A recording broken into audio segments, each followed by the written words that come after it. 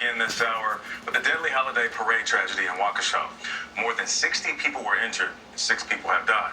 The man suspected of driving his red SUV into the parade, Daryl Brooks, was in court for the first time yesterday facing multiple charges. Our lead national correspondent, David Begnaud, spoke with the man who tried to help Brooks before he was arrested and didn't even realize who he was. David, good morning. Nate, good morning. We'll get to that in just a moment, but I want to tell you there's a 6th person who died, and that 6th person is a child. He was 8. His name was Jackson Sparks. He's the first child to die from injuries suffered from this attack that killed 5 other people, and all of them are adults.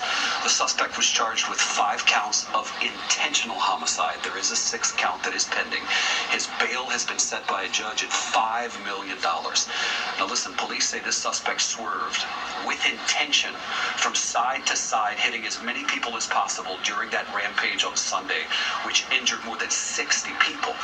There is doorbell video, Nate, as you alluded to, that captures what happened after the deadly rampage.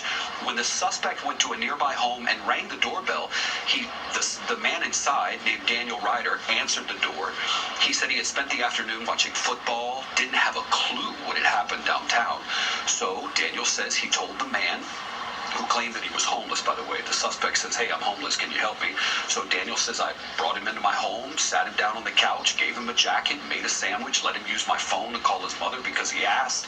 He says he was just trying to be neighborly to help the man he had no clue had done what he allegedly did. So the whole time he was there, he was nice to me, and he was telling me that, oh, is there something going on downtown? I was like, there's a parade today, I know, but and he's like, oh, that's probably what is a parade. So he was just completely putting on a face and lying about everything. The man was acting clueless. And Daniel says while he gave his phone to the suspect to make a call, there was apparently all these alerts coming in on the phone about something happening downtown and the manhunt for a suspect, and he said he wasn't getting those alerts because the suspect was using the phone at the time. Now, at some point, because the suspect said, hey, I'm waiting on an Uber, the Uber didn't arrive, so he told the man, listen, you got to go. Something seems weird. There's cops outside. You got to go. And when the man steps outside the house, the police swarm quickly. As they toss back, I want you guys to know, I asked Daniel, I said, what made you want to invite him into your home once he knocked on the door? And he said, David, that day, my mother had called me and said, son, I want to talk to you about the sermon at church. It was a wonderful sermon where they talked about helping the homeless. And so he said, when this man knocked at my door and said he was homeless, it was on my heart and my mind, and I helped him. Wow.